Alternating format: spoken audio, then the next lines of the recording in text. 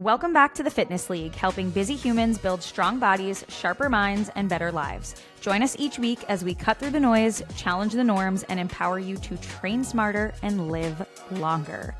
Today we're cutting through the noise on one of the most debated topics in training, probably, which is how much volume is actually optimal in a single workout session. So if you have ever wondered whether those marathon gym days are helping you grow or just wearing you out, you're going to want to stick around for this one. We're diving into a brand new meta-analysis that challenges the more is more mindset and explores whether there's a tipping point where your training volume becomes kind of pointless. So we'll talk about the science, what it actually says when it comes to hypertrophy, strength gains, and how many sets per muscle group per session are really effective. Spoiler, it's probably less than you think.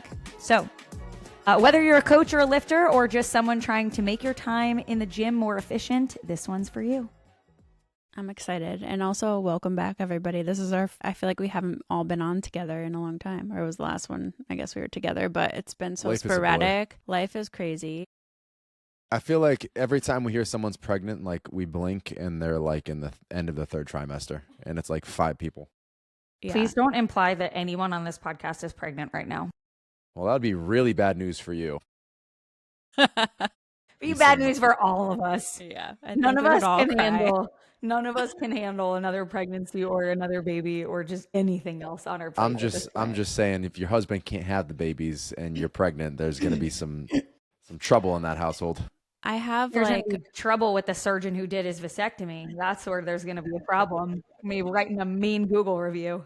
I will say I have like PTSD almost because it was last year at this time that we just found out we were pregnant. So like being a full year later, like just having lived through that last summer, I feel like I have some PTSD because it was just such a traumatic, that ended up being a good traumatic point in our lives, but it was still just like, what? It was a lot. It was a lot. But imagine not having that little bundle of joy now. I know. I love him so much. I love him so much. But he's so sweet. I remember when you guys first told me and Josh just like said it so casually. I don't even remember how he said it, but I remember how he said it, but not what he said. No, we weren't merged yet. No, we weren't merged yet. We were on a FaceTime talking about something for FCPA. Yeah. And you just kind of slid it. You were just like something, talking about something else. We're having a baby. And you were like, excuse me? I'm like, I'm sorry, what? And you were like, what? And then I look over at Alessandra and she's just like giggling in the background. I'm like, shut the fuck up. And then I just immediately looked over at Alessandra. I said, are you okay? Because I knew how that was not the plan. The chapter was closed. Yep. Like the book was done. So closed. Okay. Anyway, back to training volume. Meant to be. Back to training volume. Glad we're all here and have all of the children that we want to have at this point. Okay, so I want to talk about this article a little bit. When we came into the podcast today, I wanted to make sure that we did some sort of research review, which was actually a recommendation from one of our listeners, and I loved that idea. Mm-hmm. And so diving into some of the research, right, which is just so vague to be like, I'm going to research something. Well, even before that, can we scale back for like 10 seconds and talk about how unbelievably polar the people on social media are? Like one set to failure and you're done. All the way through, like you got Mike Israel talking about 47 to 50 sets if your body can recover well enough, like go until you're sore and fatigued and tired the next day. So it is literally polar opposites all over the spectrum, wherever you turn. And that is also the problem with looking for one particular study on a specific topic, because most of the time you can find research to support whatever your bias is, right? You could find research to support the Microsoft bias. You could find research on the opposite end of the spectrum. So what I did for this specific research review was I found a recent meta-regression, which is, if you've ever heard of a meta-analysis, it's like a study of a lot of different studies. So this is that with an additional regression analysis, which basically looks at the results of multiple studies and then examines the relationship between the effect sizes and different basically levels of the study so that it can help you to understand why different studies might report different results, which I think is really helpful because it makes sense that if you are someone who has not been trained in like how to read research or like statistics or anything like that you're like, well, how could there be two separate studies that have two completely different results? So this meta regression and this meta analysis basically goes on to explore that. Like, let's look at all these different studies. Let's look at why they had some different results, and let's figure out how we can best apply this data to our own training moving forward. So this study overview, it was called literally, Is There Too Much of a Good Thing? A meta regression of the effect of per session volume on hypertrophy and strength. And basically what they did was take 67 different studies, and that's what they analyzed. So again, just to be clear, this is not one specific like hypertrophy volume training study. This is a review of 67 different studies to help you best formulate your own thoughts on practical application moving forward. So what's kind of interesting is in this, the way that they calculated sets, because we're going to talk a lot about how many sets to do per muscle group. Some of the words that you're going to hear me say in this are like a direct set, a fractional set. And so I want to just kind of define that for a minute, because the per session volume, so per training session volume, was calculated using 3 different methods. So there was direct sets, which meant exercises that trained the target muscle. So like for a bench press, that was 1 set for pecs. That's how they applied that.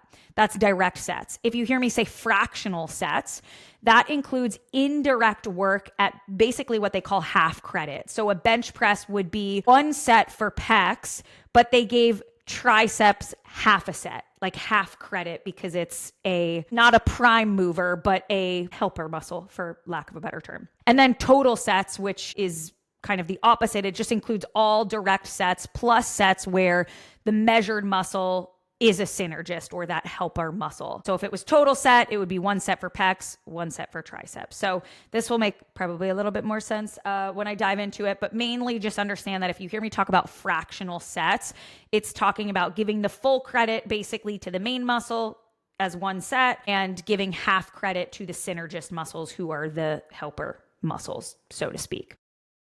I think any questions there? No questions, but I think that's an important just clarification, because I can't tell you how often too, like just thinking of in the mindset of our beginner clients or beginner app users who are newer to strength training, a lot of the times they'll kind of think of an exercise as it's only training this one muscle group, or like I'm only doing this exercise to hit my or I'm only doing this exercise to hit glutes, when in reality, we know a lot of the glute movements out there are still working other parts of your leg. So you're not never, but a lot of the times when we program these exercises in the app or with your one-on-one coaching, it's less like I'm going to go do this quad movement and it's only going to isolate my quads and my quads are going to get so much bigger. And it's more so like, yes, there's a prime mover, but there's often a lot of those helper muscles.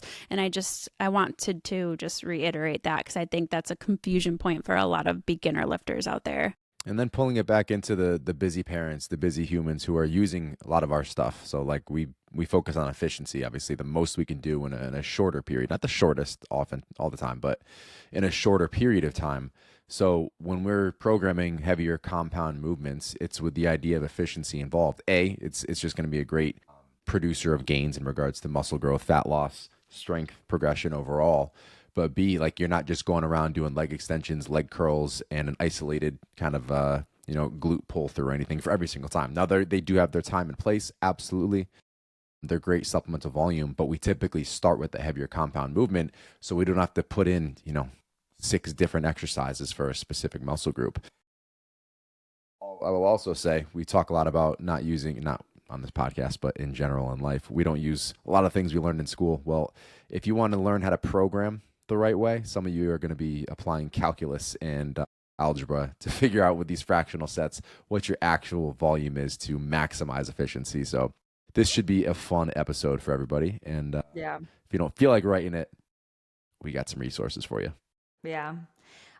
Something that's really interesting that I found about this review was that there was a really big difference between how many sets was too much for hypertrophy versus how many sets was too much for strength. So I know you guys looked at this outline already, but if you haven't seen this part yet, which would you think you need less sets for, to gain strength or to gain hypertrophy muscle? I did already skim it, so I'd be cheating. Well, I think a better way to word the question is, let's pretend we're in the mindset of our listeners, of our app users. Fair.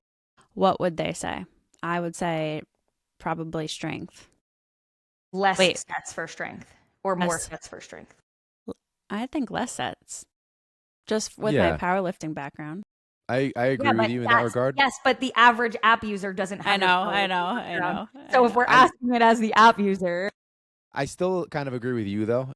I would not guess the significance of the difference. Like, I would still say less for strength, more for hypertrophy. I would not have guessed how significant that difference would be. Yeah, it's a really, really big gap, which is interesting. So to kind of loop you guys into some of that, the main findings for the amount of sets per session needed for hypertrophy versus strength, let's come into that. So for hypertrophy gains, and again, hypertrophy is muscle size, increasing muscle size, gaining muscle. Gains increased up to 11 fractional sets per muscle per session, after which additional volume didn't lead to more growth, right? So I could kind of draw a parallel here with something like protein, where it's like after a certain amount of protein, it's not that it's not gonna not do anything, but it's not really gonna do anything extra. That's somewhat similar in that there's a point where it's no longer beneficial. This went as far as to say there's a point where it becomes a detriment. When you start going above that, you start accumulating so much more fatigue, unnecessary fatigue, that's not actually going to contribute to your muscle growth. So let's think about 11 fractional sets right now for per muscle group. If we were talking about 3 exercises per muscle group that you're normally doing 4 sets of, right? You come into your leg day and you have a squat and you have a leg extension and you have a hip thrust, let's say. Those 3 exercises, assuming I'm doing 3 or 4 sets of them, is pretty much getting me to those 11 fractional sets in 3 exercises. So I think that's helpful for people to hear, especially for anyone who may be more accustomed to the high volume, like bro split style of like chest on one day, shoulders on another day, legs on another day. A lot of times you're doing a minimum of 15 to 20 sets per muscle group in a single session if you're training that way. But this data is really suggesting that doing too much in one workout really is not ideal. So it seems like there's this potential upper limit that really, like there was this one research group that found that really more than 16 sets started to negatively affect muscle growth. So I do believe that there is a sweet spot, like 10 to 12 sets per muscle session. But this really alluded to spreading out that volume across the week instead of trying to hammer it all in one shot.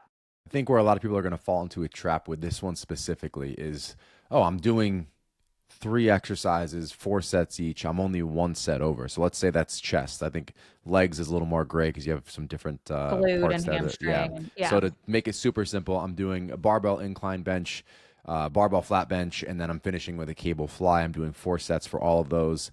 And then I'm going to do the same thing for triceps. So now I'm doing, maybe it's a close grip. If you really want to have some overlap, close grip bench press, or to separate it a little bit, we'll do some barbell skull crushers, cable rope press down, dumbbell kickback. 4 sets each for those 3 exercises. But when we're talking fractional sets now, if we're getting half credit for everything we just did for chest, that's no longer 12 sets. Now that's another 6 sets. So you just did 18 sets for triceps. So I think that is where a lot of us can fall into this overuse and overaccumulation of fatigue trap, where we're going kind of set by set and muscle per muscle, but it's not just the one thing you're working. It's also the synergistic muscles that are playing a role in that, which can be a huge benefit for some people to have that realization. Okay, I can scale it back. I can get this done a whole lot quicker, see better gains, see more progress faster. But if we're not aware of that, we're wasting a lot of time, energy, and leaving gains on the table. Well, I think too, like I think back to when I started lifting and, didn't really follow a set program at the time, kind of similar to probably many of you guys listening. If you're a beginner in the gym and you kind of just show up and pick and choose as you go, like I would literally do 8 to 10 exercises, maybe more per session. And there was no intent to it. So I know I was not lifting nearly heavy enough because I didn't even know what I was. 10 exercises of anything, right? Exactly. Your intensity is just not there. And I think that's just such a common mistake that we see often. And I know we've talked about this on the podcast recently too, like how many clients will come to us wanting to work out every day. I want a lift to do every single day, 7 days per week. If you're doing that, you're not recovering. You're not making progress. You're probably spending way too much time in the gym. That's just, what do they call it? Junk volume? Isn't that the term? Yeah. So like, why not just be more efficient? Like, I agree, Josh, this should be a positive spin because you guys don't have to spend as much time as you think you do to see the progress that you want to see. When I started, I was doing 20 sets per muscle group per workout. I remember 1 to 2 times a week. Like, this was newbie gains. I'm like, oh, it's working. It's going great. Like, literally five exercises for chest, 4 sets of each, like heavy compound, tons of accessory isolation volume. I'm like, no, I'm lean, I'm strong, I'm big, I'm getting stronger. Granted, when you were in the newbie gains phase, you could train just about any way and you will see progress. That's what I'm saying. It's this it's false reinforcement for something that we then kind of carry with us for the rest of our lives. And we almost feel guilty. Like, I had a hard time scaling back. I felt guilty bringing volume down. I even, like, throughout these phases, for whatever reason, I would occasionally have to scale back to like 4 days a week, and I would go fairly minimal with the overall lift. So I'd be doing squat, bench, and deadlift for like my big 3. And because there was so much less volume, I got so much stronger, so much faster, but I still always ramped it back up as quickly as I could. Whenever I had the opportunity, I still ramped it back up because I just created this impression that I had to go more and more and more all the time. Shout out. New hat, go 2 more. Shout out to Nick Bear. So what's interesting is, right, approximately 11, right, in this 10 to 12 range for fractional sets per muscle per session for hypertrophy seems to be most optimal. Beyond that, didn't lead to more muscle growth. For strength, however, and this is that big gap between strength and hypertrophy that Josh was alluding to, the strength gains plateaued at just two direct sets, not fractional, direct sets per muscle per session. Now, caveat, this does not mean that 2 sets is optimal for strength. It just means that it may be sufficient to elicit strength, to elicit progress. At least that's what this big analysis of all these different strength and hypertrophy studies showed. So what was that data showing, Joelle? It says gains plateaued at 2 sets, but it doesn't mean 2 sets were optimal. So did they see marginal gains continuing beyond those 2 sets, or what did that spell out? Strength gains plateaued at approximately 2 direct sets. Let me see if I have it in my notes here. Otherwise, I can go back to the original. While you're looking for that, I'll jump in. I remember vividly. So like I just talked about how when I started lifting, I didn't really follow a program, kind of was doing the bodybuilding thing. When I started powerlifting about a year, maybe 2 years after I started lifting, I remember I started working with a powerlifting coach, and he would often program like 3 sets of 3 or like even just 3 singles. And I would be like, shouldn't I be doing more than this? Like, it almost felt like it just wasn't enough coming from such high volume of lifting to now 3 sets of 3. I'll be done with that in like, I don't know, 15, 20 minutes. Like, it just felt like nothing. But when you're lifting like that, the weight that I was moving was so much higher, and I needed it to be lower to recover from that optimally. And that's not to say like it didn't work up over time. Like, we eventually kind of did a sort of a power building split is what they call it. So like, yeah, powerlifting was my main focus, but then I would do some lower volume or some more volume that's lower intensity just to get the pump, if you will. But I just remember thinking like, what am I going to do with all of this time here if I'm just doing 3 sets of 3 of squats and then I can go home soon after? Like, it was just a very interesting mindset shift to make. And that's assuming some of you guys are doing this right now. Like, it is going to feel weird at first, but keep in mind the intensity still does matter. So make sure your RPE and your overall intensity of the lift is still optimal. You were also resting close to 5 minutes between sets also. Yeah, so that takes up some time. True. You need it though. That's the thing. Like, if you're lifting heavy enough and you're lifting those lower rep ranges for just a couple sets, like, you need 5 minutes of rest between sets. Josh, to come back to your question, it said that regarding the kind of point of no return for the 11 fractional sets for hypertrophy and the 2 direct sets for strength, it said they're not hard upper limits where gains necessarily stop happening altogether, but they basically mark the point beyond which doing more sets didn't consistently lead to significant improvements anymore. Got it. Yep.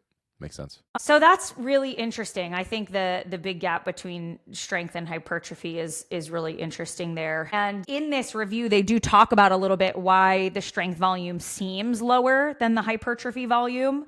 And they go on to kind of explain some of this gap. So with past meta-analysis that they have done, they tend to underestimate strength volume needs because a lot of times they use untrained participants. So similar to what we were talking about with newbie gains, where when you're untrained, you respond very well to a minimal stimulus. And that's obviously going to skew the data, right? If you use a trained athlete versus someone who is untrained, they are going to have different responses to that stimulus based on how long they've been lifting, their training age. The other reason that we might see gaps there or differences in the results is because of poor pairing of strength tests with the muscles that are actually trained. For instance, doing bench press, but then using a push-up as your performance test for how much strength you've gained. Doesn't make any sense. Like, who's it really doesn't. Someone who really didn't think about the study methods very well, to be honest. It is not uncommon that when I go to review a study like that I'm like, why did they do it that way? And yeah, sometimes it just doesn't make sense. When the analysis was restricted to studies with better muscle exercise pairing, like that, bench press push-up situation, it showed a tight link between hypertrophy and strength, meaning more volume can help strength as long as it contributes to muscle growth. So that's another really great thing to touch on, because I feel like we get questions about this a lot, about hypertrophy versus strength. And like, well, what if I want to gain strength but not muscle? Or like, what if I want to gain muscle but not strength? The two are deeply intertwined in some capacity. And Alessandra, I think of you all the time too with your powerlifting stuff, doing like 3 reps and having just being the quad queen. They were massive. And doing pretty low volume, but high intensity. Yeah, comparatively. But no, I think that comes up often. And I think the new thing that I'm seeing, at least one out of the 3 of us who's on TikTok with the whole skinny talk thing, is, a lot of people are still trying to get women to lift the weights and kind of remind them that they don't have to get big and bulky and just focus on hypertrophy and muscle size, and to focus on strength instead, which yes, I agree with to an extent too. But you're right, there is so much overlap there. So you can't say, like, if someone is training for strength that they're not going to gain muscle mass, because if they haven't done anything before, chances are they're going to gain some muscle mass. There is going to be some overlap, but at the same time, I often think about like the amount of muscle you have is the potential for strength. So if you add more muscle, you have more potential for strength. Yes. Whereas you don't have to go gain 20 pounds to, put a huge max up and change your PR dramatically. Like, if you're not eating to support that, it's not going to happen, but you can stay at a relatively similar weight. You'll improve body composition for sure, but you won't necessarily gain a ton of muscle. You'll just have a certain ceiling that you'll tap out at based on the amount of muscle that you have. And then one thing I wanted to hit on with what you just said, Alessandra, and we talked about this a few episodes ago, but it applies perfectly here. Powerlifting is something that teaches you what intensity truly is. So when we talk about going hard enough, you need to be 1 to 4 reps sort of absolute failure. Most people dramatically underestimate or overestimate, I'm sorry, the amount of exertion that they're putting forward. So if they think it's an 8, it's probably a 4 or a 5. Like if you put a gun to your head and said, keep going, you could get a few more reps. Whereas powerlifting shows you, okay, this is my ceiling. This is my 1 rep max. This is what that feels like. Here's how close I can get to that for each set. So as far as improving or building muscle and being the quad queen, a lot of that had to do with you understanding I have to push this hard. And like someone else famous in the space, like Danielle Bailey, is famous for how hard she can push her body. And she's actually dealt with rhabdo, I think once or twice, because she pushes so hard and with so much volume. But like it's a different kind of mindset to actually get yourself to go to failure or 1 rep short of failure every single set. Hey guys, real quick. If you've been listening and thinking, I need to start doing something for my health, but I don't have time for a full program, that is literally why we built the SDE Method app. It's a fitness app made for real people with real lives. Busy parents, working professionals, anyone juggling 100 things. You can get in, get a smart, effective workout in around 30 minutes, some even closer to 20 minutes, and log out knowing you made progress. You can finally take the guessing out of your workouts. We have workouts designed to be done at the gym or at home, and you get access to all of them when you sign up. As life phases change, you can pick a new one that aligns better with what you have going on right now. And one more thing, we are also qualified for HSA FSA reimbursement. So just hit the app link in the show notes, start where you are, we'll help with the rest. All right, let's get back to the show. It's scary. You should be like, I remember setting up for a squat while powerlifting and I would be nervous. Like I would be scared to lift that weight. That's when you know you're pushing hard enough. When that weight is a little bit scary to you, like you still have the confidence, you've gotten close to it before, you know that you probably can do it, but it's still like, shit, like, yeah, I really got You're a little nervous. You're looking for the right song on Spotify to like carry you through, because you're like, okay, this is the type of song I need to like be blasting in my ears for this rep or this set. Yeah. I'm glad that you touched on that. There's definitely this big like we can't separate strength from hypertrophy. But like Josh said, bigger muscles often lead to stronger performance when obviously we're testing appropriately. So I think that's helpful. The other thing that I wanted to come back to is, what was it that I was just going to come back to? Josh, strength, muscle overlap. You might be hearing this and saying, wow, I'm probably doing too many sets. I'm doing double the amount of volume per session that I thought I would. If you now are going to cut that volume in half, let's say, after listening to this, it's not about, and this is going to kind of come back to what Josh and Alessandra were just talking about, but I want to tie it all together here. It's not that doing less is necessarily what's going to make you start making progress all of a sudden. It's quality over quantity. That's what all of this data is alluding to. That if you are not doing 20 different exercises or 20 different sets and 10 different exercises or whatever it is, and instead you're taking the quality over quantity route where you're choosing 3 or 4 exercises and you are performing those sets with such intensity, you are going to see more progress than the junk volume route. So if you're hearing in this, I need to be doing less sets, I also need you to be hearing, I need to work harder in those sets.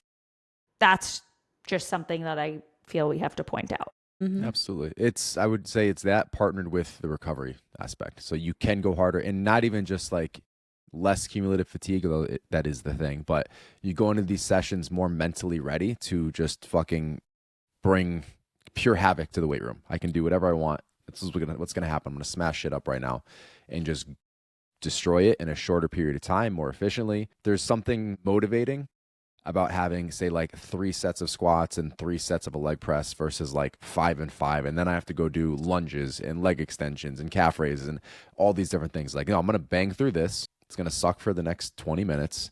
Yep. And then the hard stuff's over. Yep.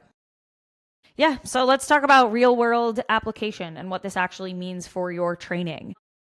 First and foremost, if you're doing 15 to 20 sets per muscle group in one session, you're probably doing more harm than good. That's where, again, we're seeing that increased systemic fatigue. We're likely seeing worse quality on later sets as well. We're not having all the intensity that we want to have in those, in all sets across your session.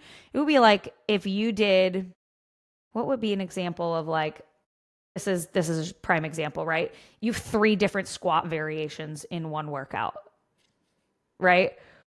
Point of diminishing returns. All we are doing, right, is accumulating fatigue in that pattern and then making our quality later worse in those later sets. We don't want to see 3 different hinges or 3 different squat patterns or 3 different types of deadlifts in one single session, right? For those exact same reasons. So, and again, with more volume per session in that 15 to 20 plus sets per muscle per session group, that's when we're really putting ourselves at risk for poor recovery and poor adaptation. So great. Love that people want to train hard. If we can't recover from those training sessions, it literally does not matter. Doesn't matter how hard you're training if you can't recover. Would you even pair 2? Would you do a back squat and a front squat? No. That sounds terrible. Josh is like, damn it, I got to reprogram physique. No, he doesn't do front squats. No, remember? I don't. No, I stopped doing front squats. But no, I was asking because I'll do one. And just thinking about like the obliques, the blocky obliques. The obliques.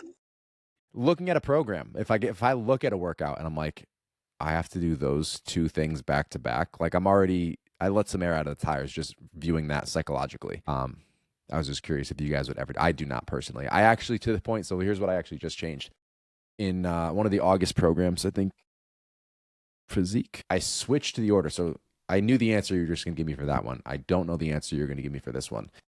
I initially had 4 sets of squats. I won't tell you the whole workout, but the next grouping was a superset for leg extensions and leg curls.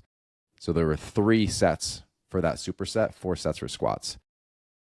I did it 2 ways in 2 weeks to see which one I liked better, how I went more intense, how I recovered.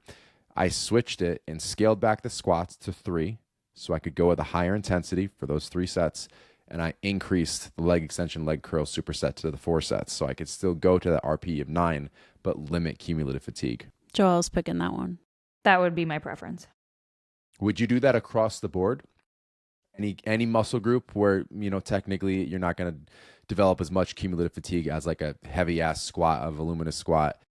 Would you do that across and like maximize overall sets with some iso work at a really high intensity?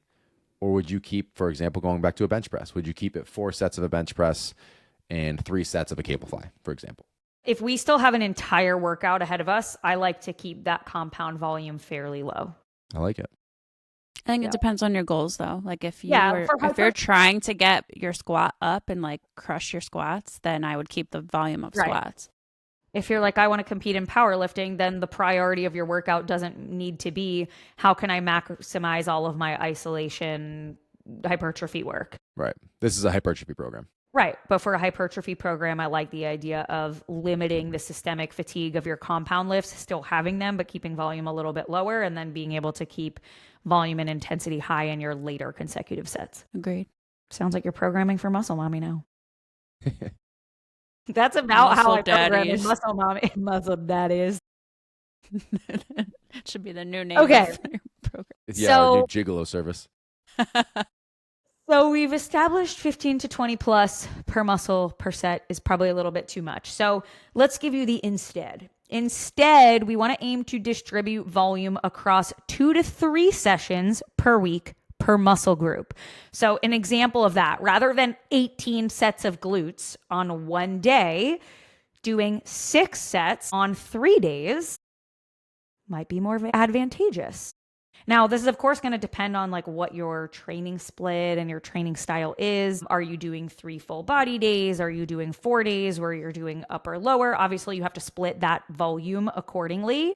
But when we can kind of split volume up between sessions, we can maintain better intensity, better focus, and kind of reduce that excessive soreness. If you're someone who, let's say you do that bro body split, right? And I'm going to call myself out here from years and years and years ago.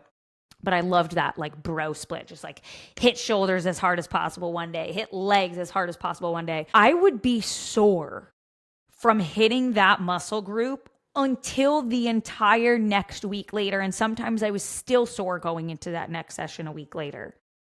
Why did no one tell me at the time that that was too much freaking volume? Because that was the popular thing at the time. It's how everyone trained. Yeah, that's how everybody did. That's what they were telling you to do. That was Muscle and Fitness. That was the magazine. That was the way. Bodybuilding.com era. Yeah, that was it. That was the way. So to anyone who I programmed for back then, I apologize. Sorry. There was something to be said about that otherworldly pump, though. Nothing felt as good as that pump from. I know, and just leaving like you can't even 12 lift. reps. Yeah, like you can't walk, can't lift your arms, can't wash your hair. Like, yeah, we would not be able to hold our children these days. My gosh, I couldn't be that sore anymore and still have to like, Mom. Would it happen? Yeah, how? So all that considered for this section, let's go through the most popular, not the most popular, the most optimal splits. So for distributing volume, 2 to 3 sessions per week per muscle group, what are those optimal splits?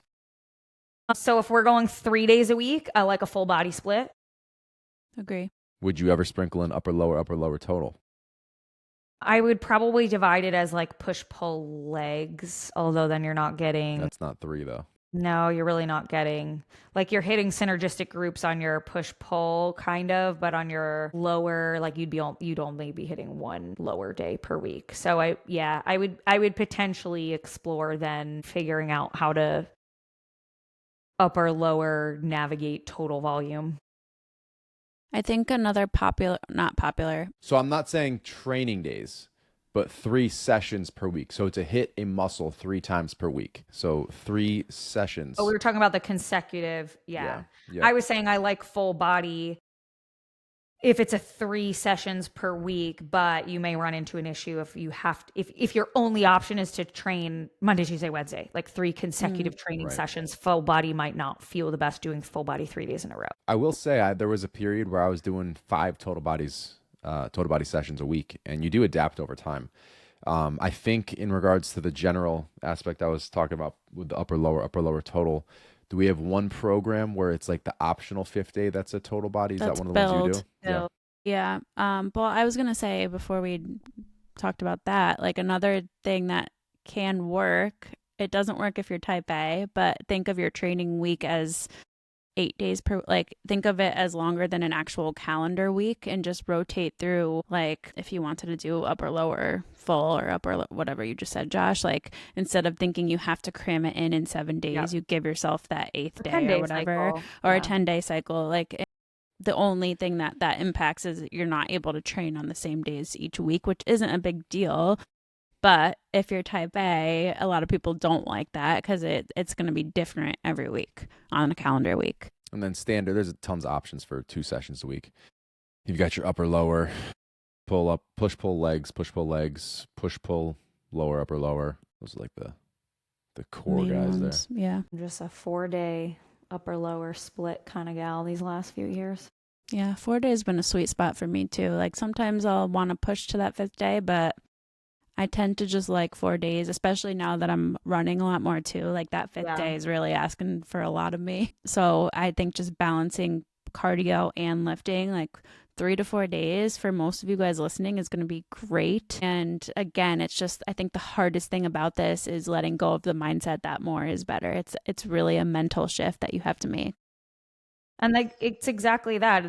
There's for you, maybe this, and for me too, a point of diminishing returns. You're like, could I do the 5th day? Yeah, probably. Like I'm mentally tough enough that I could do the 5th day, right? But like, do I want to? Do I want that extra session? Is my recovery going to suffer? Will that negatively impact my runs or my other lift sessions? And do I want to take that additional hour from my family when I already have all of my runs and my lifts and whatnot? So the point of diminishing return, it's not just about training adaptations or recovery. That's obviously a huge piece of it, but like, is it a point of diminishing returns for just like your current chapter of life? I will say, I believe that the 4-day is the best balance for 80%, maybe even higher. That's probably being conservative of people listening. I just scaled up a couple months ago back to 5 days. I was doing 4 days, balancing running in within that. I did scale back up. I do have some loftier goals at the moment where I do need additional volume for it, but it is it's a different level. Like if I miss one day unexpectedly, it's game over. So now I'm at the point where I train every day during the week, which I don't love, but Monday through Friday, it's push, pull, lower, upper, lower. So I kind of get a little bit tired by the end of that week because it's 5 days in a row, but I do get the benefit of 2 days off in a row. But the reason I kind of shifted to that is I take the question out of my mind. Is today the day I'm going to train, or do I need the rest day today? Because if I take that rest day and I need another one, then that throws it all off. Or if I take the rest day and something gets thrown off in the schedule, I can't get in it at 6 o'clock in the morning or whatever gets kicked back, screws it all up. So it's now a non-negotiable Monday through Friday. Weekends are off. I'm also balancing cardio in within that. And cardio for me isn't totally locked in at the moment. So even that, like I want 3 sessions a week. I'm typically getting 2 right now because I still float that. I use that as the question. Is today the day I run? So for anyone struggling with it, A, 4 days, strength days is probably going to be your best balance. And B, create a schedule. I know we talk about the flexibility, but if you are struggling with adherence and consistency, take the question out of your mind. These are the days that I train. This is when I train. And I'm not going to negotiate with myself. Doesn't matter how much sleep I got. Doesn't matter how recovered that I feel. These are the days that I'm doing it. And then just create consistency around those. Touching on recovery too, I want you guys to keep in mind that when you start a new program, when you do something different than you've been doing, your recovery is going to suffer a little bit that first week generally. Like you're going to be more sore, you're going to feel more fatigued, but you will adapt. And that is the point, is your body will adapt to it and it will get easier. You will recover a little bit faster, assuming nutrition is in the right place, assuming, sleep hygiene is in the right place. So don't think that you are going to go into every session fully recovered every time. That's not what we're saying. Do you want to prioritize recovery? Of course, but it doesn't have to be like I can only train when I'm at 100% because that's not realistic. Last tiny short mini tangent, just because Joelle's been talking about HRV lately. My second day off, HRV queen. So I took those 2 days after the 5. I woke up today with a 77. That's probably like the highest I've had in, if not ever, a very long time. So I'm competing with you. I'm coming for you. Mine are back in the 40s, so you beat me. Was it a cycle related thing then? So I think so, because as soon as I ovulated and hit luteal phase, they tanked and back in like the 30s and 40s. But that doesn't usually happen. Like not as broad as it did. Right. It's common that in the first half of my cycle, when I get my period and those first 2 weeks of follicular phase, it's common that my recovery in those HRVs are a little higher, like maybe like 50s, not like there's always a slight shift luteal follicular for me to go from these and 80s and these that I've never seen before. So I think it was partly cycle related, but I don't think it's all of it. But I have not seen those numbers since being in my luteal phase so far. Interesting. It's so weird. Someone messaged me and was like, damn it, I was really, because I posted on Instagram yesterday, like my HRVs are back to being low again. Someone was like, damn, I was really hoping you figured out what it was so you could tell us. I'm like, same. So now, unfortunately, I'm kind of back to my ibuprofen theory. Well, the good news is you're a professional biohacker now, so you're going to figure it out and you're going to reach all-time highs, triple digits. I also did red light therapy the other day. I cannot say it positively impacted my HRV, but I only did a 1 session, so it's not exactly a practice. We can't call it out yet. We can't call it out yet, but one singular session did not do it. And I ate a super early dinner last night, Josh, at like 5 o'clock. We ate with the girls to see if that would help anything. 48. No, but how was your sleep? That's what we're looking for. Listen, if you're tired of the all or nothing cycles, the diet starts Monday, the I know what to do, I'm just not doing it feeling, we should probably talk. Our one-on-one online coaching isn't just about workouts and meal plans. It's about building something that actually fits your life. No cookie cutter templates, no guilt, just real coaching and real results. Plus, we've got a pretty big team, so we can even pair you with an expert who actually understands your lifestyle because they've gone through it too. If that sounds like what you've been missing, check out the link in the show notes to apply for coaching. Then we'll send you the link to book a free, no-obligation consult call with our team. There are no hard closes. We won't even take your credit card over the phone. You'll get the details to sign up on your own time. And more good news, we are in fact qualified for HSA FSA reimbursement. One last thing, we even offer a 30-day money-back guarantee, so you have nothing to lose. What are you waiting for? Spots are limited, so apply today. All right, let's get back to the show. My sleep was good. That's what we're looking for with the early meals. I mean, I had an 85 sleep score and I got up at 5 o'clock this morning. Exactly. That's pretty good on a 5 a.m. day. Yeah. HRV was still trying. And what day did I red light? I red lighted Saturday. Yeah, you sent me a picture. Sunday. Yesterday's HRV was even lower than yesterday. So red light, not the magic key yet. But again, I've only done one session, so I won't draw Stay those tuned yet. Stay tuned. Okay, coming back. So we talked about aiming to distribute 2 to 3 sessions per week per muscle group. For hypertrophy, aim for 8 to 12 effective sets per muscle group per session as a practical sweet spot. For strength, 2 to 6 high effort sets per muscle per session may be enough if intensity is high and movement specificity is present. Yeah. So again, you still have that much higher range for hypertrophy, 8 to 12 effective sets per muscle group per session. For strength, 2 to 6 high effort sets per muscle group per session. A note on individuality. We kind of alluded to this a little bit before when we talked about recovery. Some people are low volume responders and other people thrive on high volume.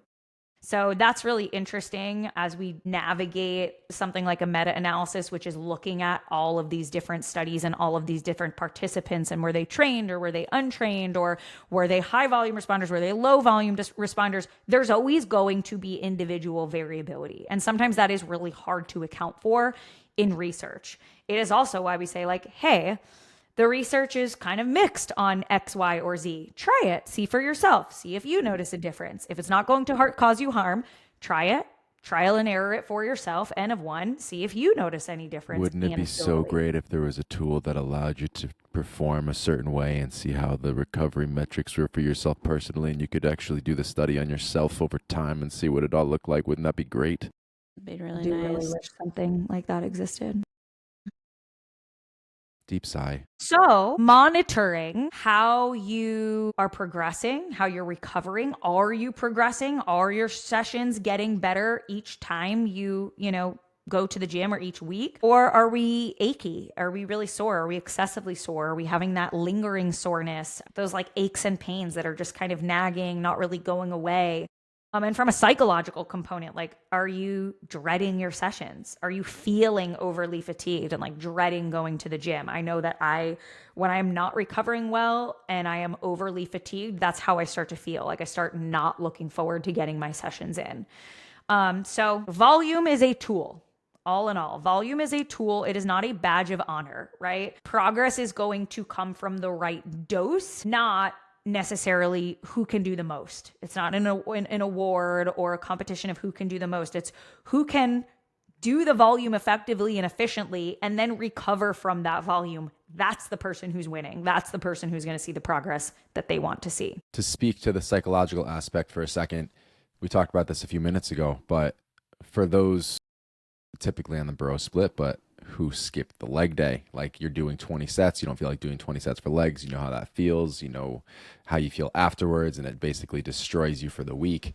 When you start organizing these sessions the right way, and we talked about specific breakdowns of volume per type of set, so heavy compound versus iso movements, I have personally had this psychological shift where I very much enjoy leg day at this point, and I did grow up with chronic chicken legs, and I was violator and offender of skipping leg day. But with this new stack and balancing it the right way, like I can get in, I can hit those heavier compound movements hard. It's not 5 sets of those things. And then I can finish up with a ton of high intensity iso work to get to my ideal volume. So there is definitely, like we said, you open up that workout, you stare at it, you're either going to be motivated and excited and like, all right, let's go get it. Or you are letting the air out of the tires before you even get in there based on how these things are set up. So all of these things that you mentioned play a massive role. One last thing that I want to mention is something called volume cycling, which is like really just a fancy way of saying like ramping up your volume over time instead of just having the same flat volume every single week. Sometimes when we program, and my plan is actually to write up Muscle Mommy a little bit differently for this next block, but instead of just having the same sets and the same reps for the next 4 weeks or the next 4 to 6 week cycle, you can gradually increase volume over time as a really helpful strategy instead of just chasing heavier weights every week, right? Because in order to kind of chase that progressive overload we are often saying like, try to increase the reps this week, try to increase the reps this week, or sorry, try to increase the weight this week, try to increase the weight this week. And you can't always go up in weight. But if you're following a program, you might be like, okay, well, I'm either going up in weight or I'm not going up in weight, but I'm supposed to do this amount of sets and this amount of reps. So if you gradually increase the volume over time, like week 1, you have 8 reps of something. Week 2, you have 10 reps of something. Week 3, you have 12 reps of something. Ramping up that volume over the course of that block can mimic that same way to achieve progressive overload without that need to constantly chase a heavier weight. So be on the lookout for that in some of our programming. So I don't know if you guys have programs that you typically vary the volume like that. Well, one way that I used to program was this, basically starting off with a quote unquote deload week and then extending that out into your last week being an overreaching week so that the deload quote unquote would be required. Yeah. And so kind of doing this scaling method. I have since ceased to do that in favor of the flat volume, but either increasing the weight or adding a rep until you can increase the weight. I've been leaning very heavily to that for quite a while. So I'm curious your guys' preferences. I know you've been doing similar and you might switch back based on this, Joelle. Did this study, A, show any benefit to volume cycling versus it's just a way to increase volume over time? Or B, preferences going forward, results you guys have seen from both methods? They note it as a potentially superior strategy to cycle your volume. Doesn't mean that flat volume is not a good strategy, but the cycling of volume may be more superior. It just aligns more with like periodized programming because then you're modulating volume and intensity, and it's almost like those deloads almost like get baked in a little bit better because you're not just chasing new weights every week. Something I used to do too, like for our app programming, it's always a 4-week block just with how it's set up. But like the first 2 weeks, I would have them do 3 sets of squats, whatever the rep range. And then the last 2 weeks would be 4 sets. So like the first week you start out at a weight, you can increase that weight for the second week. And then you can stay at that same weight for the third week because you go up to 4 sets and then try to increase it again for the last week. So that's just another way to implement this that I found was a good mix of both, whereas they could increase the weight and there was a couple weeks where you could keep the weight the same and just increase and go for one more set. So I think that's another, just a different way to program. And that's the thing, there's so many different ways you can program out there, and it's not that one is always going to be better than another one, but it's really, it comes down to what your coach's or your trainer's preference is, what you enjoy. All of these things should be factored in to an individual program. How do you guys prefer to train? I think it fluctuates for whatever season I'm in, but I think right now it's more so just that flat. Interestingly, so you guys know I work with Active Life for some neck stuff, and so they program some of my upper body like related to my neck work and imbalances within like my traps and neck and shoulders and stuff. And they do it this volume cycling way. And as a consumer, like them writing my programming up that way, I really do enjoy it because they'll start with scaling they'll either scale my sets or my reps. And then once I've reached like a certain amount of volume, like they won't take me usually past like the 12 rep range. So once I have progressed from 2 sets of 8 to 2 sets of 10 to 2 sets of 12, now they'll give me another set. Okay, now to 3 sets of 8, 3 sets of 10, 3 sets of 12. Then they'll bump up my weight after that and encourage me to bump up my weight because you've almost like proven through the increases in volume that now you could likely do a little bit more weight and bump up one, dumbbell weight length, whatever. So that's really interesting. And from the like consumer end, I've really enjoyed that personally, but yeah. So final takeaways here, fam. Wrapping it all up. Quality over quantity. Every time. More sets isn't always better. We want quality sets. 10 to 12 sets approximately per muscle per session, ideally across 2 to 3 days for hypertrophy. Strength, keep it specific with the exercise that you are trying to improve upon. If you are trying to get better at push-ups, bench press is not necessarily how you're going to do that, or vice versa. And know that 2 to 6 sets per session may be plenty when the intensity is high.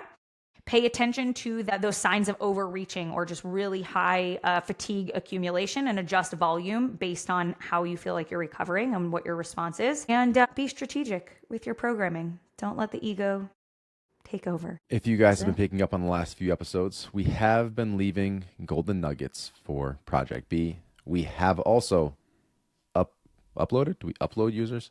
We have added our first very small group of beta users to begin collecting initial feedback on not quite phase 1, but let's call it 3/4 of phase 1, which you guys will have here shortly. So I will leave the wait list in the show notes. It's been about 3 or 4 episodes that's been living there.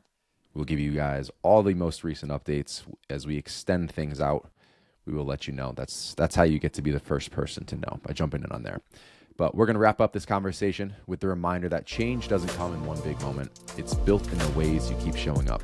Take what you learned today and build the best version of yourself for tomorrow. Where can they find you? I'm at Alessandra Skutnik. Joelle Samantha. I'm at Josh Skutnik. And everything you need is linked in the show notes.